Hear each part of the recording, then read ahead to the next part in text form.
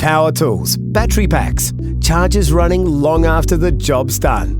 Tradies rely on lithium batteries, but overcharging can shorten battery life or create a serious risk of fire at home.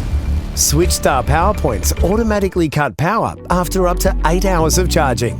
No apps, no Wi-Fi, just plug in and walk away. When you forget, Switchstar doesn't. Switchstar, every home should have one.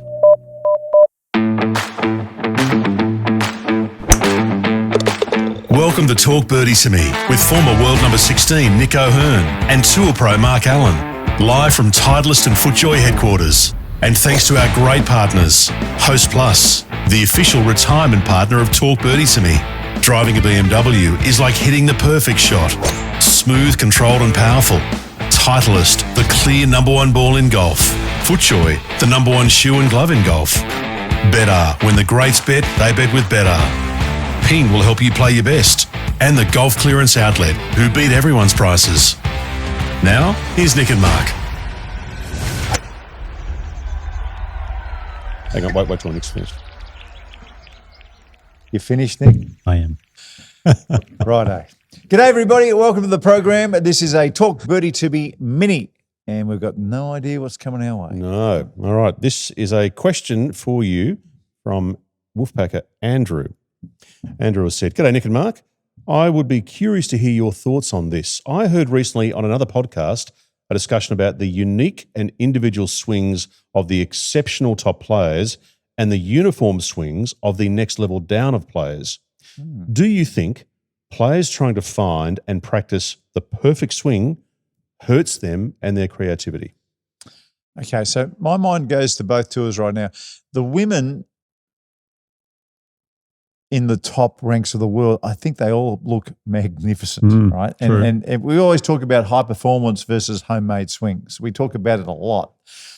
When you look at women's golf, there is just high performance actions as far as I can tell. Yeah, I'm just going to quickly look up. Have a quick look at the top five. And you know why I think that is? I think flexibility is the key to building a beautiful golf swing that looks repeatable and looks high performance. If you don't have that flexibility in your body parts, you just don't get it. Apparently, Adam Scott had his body measured for flexibility, and they go through everything, you know, how your elbow turns. It came back that he is a flexible freak. Yeah. A flexibility freak, to where, you know, the way your wrists can bend and elbows can bend and the whole lot. And that's why he range of motion. Range of motion. Thank you. His range of motion is off the charts. And, you know, when you look at others like Angel Cabrera, I think we spoke about him pretty recently, and Shane Lowry, even though their golf ball reacts in a high-performance way, there is a lot of homemade about both those actions. But, you know, I'd take both of them in a heartbeat. Almost, I think I'd take Angel Cabrera or Shane Lowry's action over some of the high-performance swings that we talk about, just because they look so repeatable. Yeah, I think the one thing I always come back to this with the game of golf.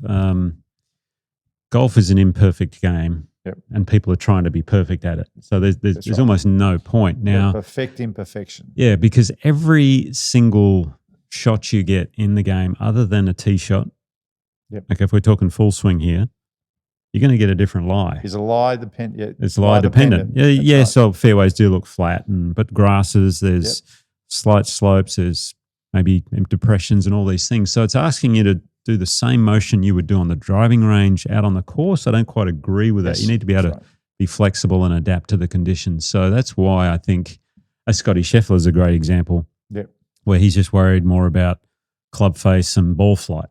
Just trying to get that club face online as long as possible, and then he adjusts the rest as he goes. I remember he was working on his golf swing with his coach, what was it, Rick Smith? Yeah, Randy Smith. Randy Smith. And they were talking, Scheffler was talking about on the downswing, he was making adjustments depending on where he was on the backswing because he knew this was going to happen through the ball. Now, to be able to do that, you have to be so athletically gifted. Yeah. And that is where he is, I think, so much better than everyone else because he's able to make those adjustments. You watch his follow-throughs, which is why he falls off his feet half the time because he's making minor adjustments on the downswing when it's a split second to save shots that may be going offline. Yeah. And his motion obviously is you can't teach. No, I mean, you can't teach it's that at something so different. Now, an Adam Scott type swing, it's hey, wouldn't we all love that? We'd all want that one. Everyone. We'd all love it. Adam Scott had the swing that Tiger Woods wanted. True. I Yeah. have no doubt. Yeah, you're probably right there, actually. And I think Adam copied. Well, he got copied early coached Tiger. by Butch. Yep. Copied Tiger, and then probably surpassed him Yeah. in a way, golf He swing wise. So He did. yeah, but I think that the other side of this whole thing is the golf swing means this, the mental games means this, and, Yeah, that's the right. mental I'm saying is more than the physical when you get to a certain level. Yeah. I always look at Scottie Scheffler, you know, that practice swing that he makes, there's a little over the top where the club steepens in the practice swing and he doesn't care. He's just trying to keep the blade. And then when he swings, you know, the shallows shaft as does normal. Yeah. anything but come down steep. But it's the feeling for him of keeping that club square, even at the top. And that's why I think it ticks steep in his practice swings. Even on the pitches, it scares me when he does a practice swing at his pitch because it's a little over the top thing. Yeah. And then he does the actual action and it doesn't look anything like it. Rory McIlroy, you know, he's got that funny little head thing on the way through. And then it's not McIlroy, it's really to do with his right arm. I think when he keeps his right arm more out in front of him, then he gets the club in a better slot. Yeah. What did he lock himself away for a few weeks, a year or so ago, remember, in the simulator and turn the screen off? And I'm trying to think, JT, you know, JT gets up and across. You know, a lot of the guys who are stars on the men's side, they all have their little quirks. Everyone does, yeah. I mean, a guy like, I was just looking up the world rankings then, JJ Spawn, I'd love to swing it like him. I mean, his swing is a bit more that up and down, you know, not much movement off the plane. Xander Schauffele is a little different, you could say. Morikawa. Yeah. So to me, the best player who has a 100% high performance action to me would be Justin Rose. Yes. Yeah. Tommy Fleetwood's a little different. He's up there. That's right. He's a little bit different. He's up there. But if we're just talking about a high performance looking swing on the men's side, versus where they are in the pantheon of golf and world rankings at the moment, I think Justin Rose has the probably next to Adam Scott, excuse me, has they're the two most high performance swings of players who are right up there in the world rankings. Yeah, on the men's side. Yeah. On The women's side, I think it's a little different because the women's side is being dominated more by the Asian players, and they tend to go down the fundamental route because for a lot of them, they don't grow up on a golf course; they grow up in a simulator, on a driving range. On the driving range, so they're just hitting ball after ball. So they are trying to perfect the swing, and then they learn how to play the game a little later. So you'll see it a bit more, I think, on the women's side. But then you have players like Hannah and Minjee, obviously here in Australia, who are coached by Richie Smith, who he has a theory about the golf swing, which we both love. Yeah, we both love. Where the turn just stops and the arms are in sync as well. So at the end of the day, there's various ways to do it, Dan, and then you got to chip and putt. Yeah. Is it a little bit chicken the egg too? Because I was thinking, while you're talking, I was thinking about the chat we had with Ian Baker-Finch, where he was really honest about some of the challenges he had. But I think, and I may be wrong, but I think his form issues were not so much trying to chase the perfect swing, but we're trying to address a deficiency that he felt he had. Absolutely. 100%. Yep, 100%. Yeah, he thought he needed to get a little longer off the tee. Yep. And he went to that and then there were some body issues where one leg was shorter than the other. Yeah. I think he went to the well twice. Because remember, he was telling us when he first started, he's had really high hands and he hit a cut. And Peter Thompson flattened him out to try and get the ball to go a little bit straighter. And then, so not only did it go a little bit straighter, but it went a little bit further from the high cuts. I think he called them puffy cuts that he was hitting when he first started. And then he tried to go again to go get a little extra length. So he went to the well twice. Yeah.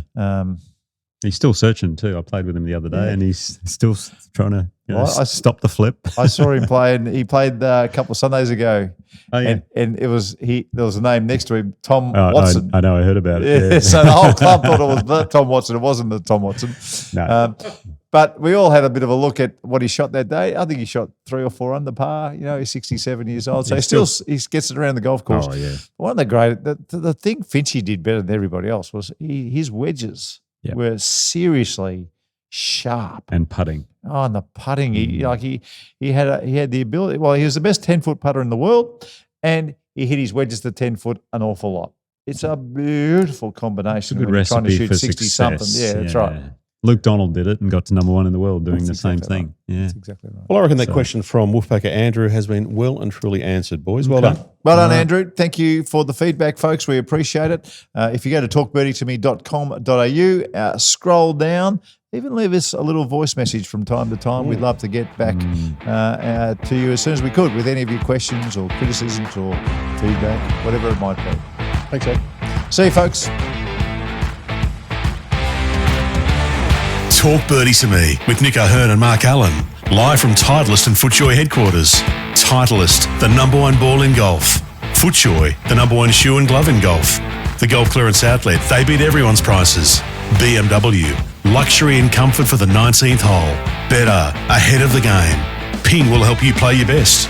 And Host Plus, they can help you drive your retirement further. Now that's a plus. Issued by Host Plus Pty Limited. This is general advice. Consider the PDS and TMD on our website before deciding. Wherever you listen or watch, we'd love you to subscribe and share the pod with a friend. Talk Birdie to Me's executive producer is Dan Bradley at Kaizen Media. Sound design by Daryl Misson at loudzebra.com. And now from Titleist and FootJoy headquarters, that's been Talk Birdie to Me.